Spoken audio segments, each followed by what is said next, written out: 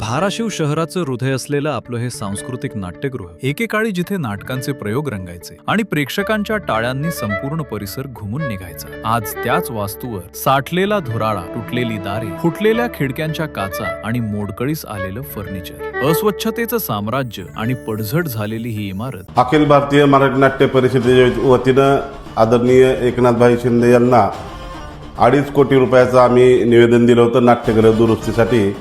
परंतु आदरणीय एकनाथजी शिंदे साहेबांनी या धाराशिवच्या नाट्यगृहाला जवळपास 5 कोटी रुपयाचा निधी दिला.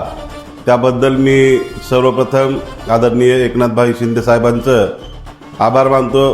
त्याचसोबत या कामासाठी आदरणीय कलेक्टर साहेबांनी, कीर्ती किरण पुजार साहेबांनी देखील यामध्ये बराच पाठपुरावा करून आम्हाला 5 कोटी रुपयाचा निधी दिला. त्याबद्दल मी सर्वांचे आभार मानतो.